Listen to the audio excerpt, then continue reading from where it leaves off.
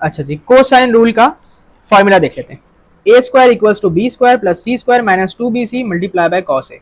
ठीक है, ये है क्या चीज, इसको समझें कि यहाँ पर ए बी सी क्या है। देखें, ए बी और सी और ये बी सी, ये जो है ना ये ट्राइंगल की साइड्स हैं। ठीक है, स्मॉल ए स्मॉल बी स्मॉल सी, ये ट्राइंगल की 3 साइड्स हैं।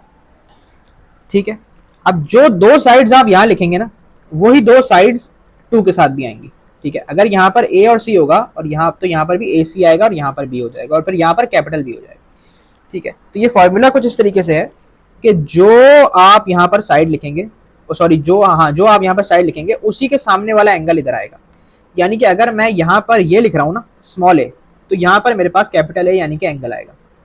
ठीक है, तो जो साइड आप इक्वल्स टू के इस तरफ लिखेंगे उसी के सामने वाला एंगल जो है आप कॉस के अंदर डालेंगे। ठीक है, बेसिकली ये है इसके पीछे कॉन्सेप्ट। और उसके अलावा जो 2 साइड्स आप यहाँ लिखेंगे वो 2 साइड्स 2 के साथ लिखेंगे। अगर यहाँ पर मैं ए कर दूं, यहाँ सी कर दूं या बी कर दूं, तो यहाँ पर क्या हो जाएगा ए और सी, यहाँ पर क्या हो जाएगा बी हो जाएगा। ठीक है, इसी तरीके से अगर मैं यहाँ पर ए कर दूं, यहाँ पर बी और यहाँ पर सी कर दूं, तो इसके साथ क्या आ जाएगा ए और बी और इसके साथ क्या आ जाएगा कैपिटल सी यानी कि एंगल। ये इस तरीके से इसके पीछे कॉन्सेप्ट है। बाकी यहाँ पर तो मैंने सिर्फ यहाँ पे कॉस ए को सब्जेक्ट बना लिया है। ठीक है, कोसाइन रूल के लिए ये मामला है। अब जरा करके देखते हैं। अच्छा जी, कोसाइन रूल की एप्लीकेशंस 3 एग्जांपल्स हैं। सबसे पहले तो हम कंडीशंस को चेक करते हैं। पहली कंडीशन क्या थी कि भाई राइट एंगल ट्रायंगल नहीं होना चाहिए। राइट एंगल ट्रायंगल तो नहीं है। दूसरी कंडीशन क्या थी कि एक एंगल साइड पेयर गिवन ना हो।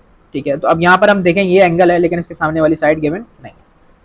ये साइड है, इसके सामने वाला एंगल गिवन नहीं है। ये साइड है, इसके सामने वाला एंगल गिवन नहीं, तो यानी कि हमारे पास कोई एंगल साइड पेयर भी नहीं है। तीसरी कंडीशन क्या थी, 2 साइड्स गिवन हो, उनके अंदर वाला एंगल इंक्लूडेड एंगल गिवन हो। बिल्कुल ये कंडीशन फुलफिल हो रही है, तीनों कंडीशन। इसका मतलब है कि यहाँ पर कोसाइन रूल को अप्लाई करेंगे। मैं यहाँ से डायरेक्ट कॉपी पेस्ट कर देता हूँ।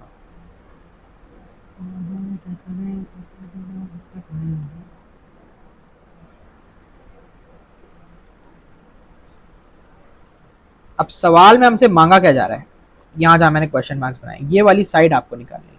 ठीक है, अब आप करेंगे क्या कि जो आपकी 2 साइड्स आपको गिवन है वो आप लिखेंगे इक्वल्स टू के इस तरफ, यानी कि 10 स्क्वायर 8 स्क्वायर,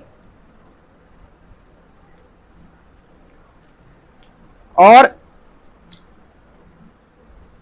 जो नहीं गिवन है वो आपने निकाल ली है ज़ाहिर है। अब हमने जो है ना ए स्क्वायर यानी कि ये वाली साइड को ए लिया है हमने। ठीक है, इसको हमने बी लिया, इसको हमने बी लिया, इसको हमने सी लिया, इसको लिया है ए।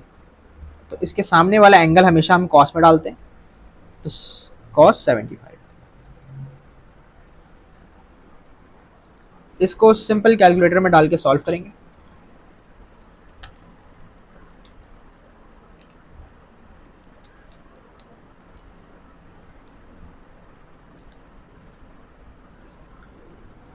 आंसर आ रहा है 122.58, तो 122.6 कर देता हूँ।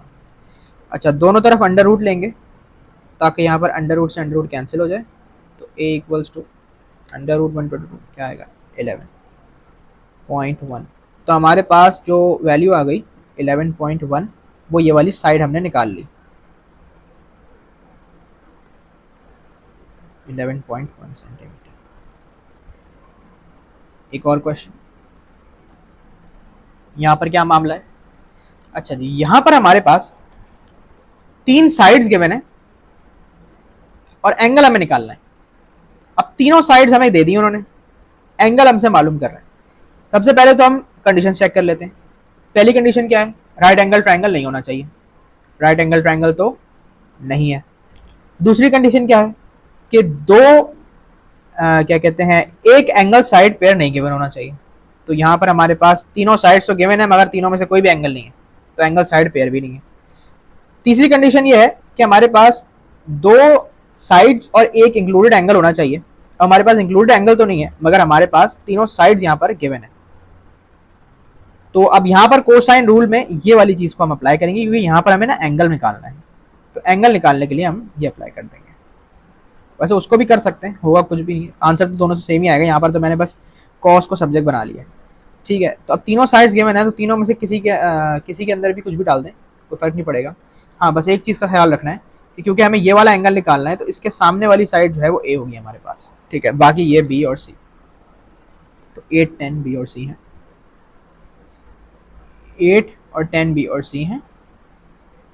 ए स्क्वायर हमारे पास 11.1 है,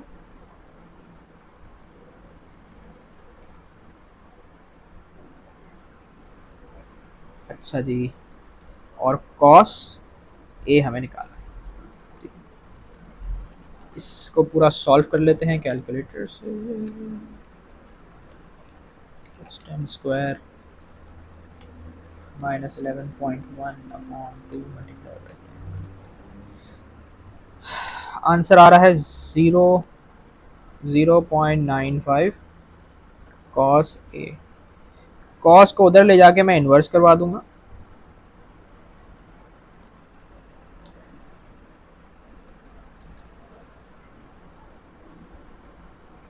तो 18.2 आंसर आ जाएगा मेरे एंगल का।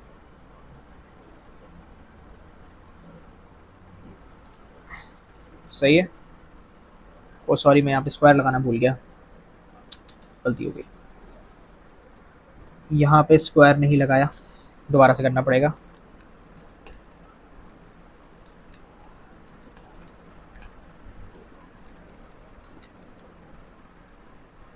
अच्छा जी, 0.25 आ रहा है आंसर।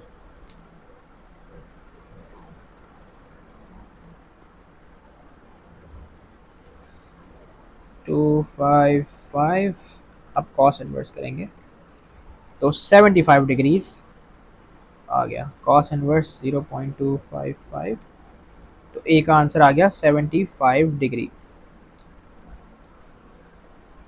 ये हमने निकाल लिया angle.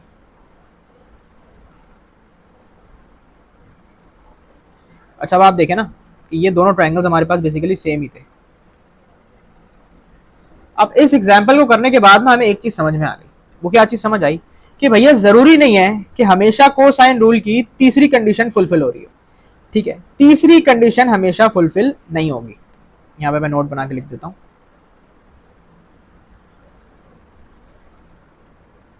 Third condition will not always fulfil. ठीक है, तीसरी कंडीशन हमेशा फुल नहीं होगी, लेकिन पहली दो होनी चाहिए। ये सवाल को डालने का मकसद ये था, ये बताना कि भाई ऐसा होगा कि तीसरी कंडीशन फुलफिल ना हो रही हो और फिर भी आपके पास कोसाइन रूल ही लग रहा हो। ठीक है, साइन रूल तो आप यहाँ लगा ही नहीं सकते थे, क्योंकि आपके पास एंगल साइड पेयर गिवन ही नहीं था कोई भी, तीनों साइडें गिवन थी और एक एंगल मांगा जा रहा था। सही है, अब आ जाते हैं इस पे। यहां पर भी सेम ही सीन हो रहा है कि तीनों साइडें गिवन है और एक एंगल आपसे निकालने को कह रहे हैं। तो ये सवाल मैं आपके लिए छोड़ता हूँ कि ये अब आप खुद कर लेंगे, क्योंकि ये बिल्कुल इसके जैसा ही है। ठीक है, या बल्कि कर ही देता हूँ, चलो कर देता हूँ।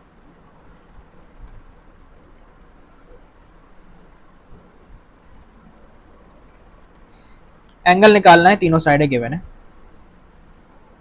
पहली दो कंडीशंस तो फुलफिल हमारे पास नहीं हो रही, ओ सॉरी हो रही हैं, कि ये राइट एंगल ट्रायंगल भी नहीं है, एंगल साइड पेयर भी गिवन नहीं है। ठीक है, तीसरी कंडीशन फुलफिल नहीं हो रही, लेकिन खैर है, कोसाइन रूल तो फिर भी लग जाएगा। अच्छा, अब यहाँ पर क्या हो रहा है मामला कि आपके पास 8 सेंटीमीटर, 10 सेंटीमीटर और 12 सेंटीमीटर तीन साइडें गिवन है, आपको इसके सामने वाला एंगल निकालना है। ठीक है, तो अब आप एक इसको लेंगे, ये ए हो जाएगा आपका, ये और बी और सी इनमें से किसी को भी ले सकते हैं। तो ए हमेशा वो होगा जो निकालना है।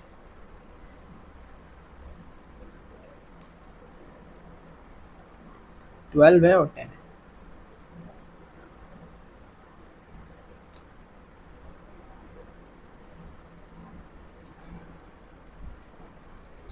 सॉल्व कर लेते हैं।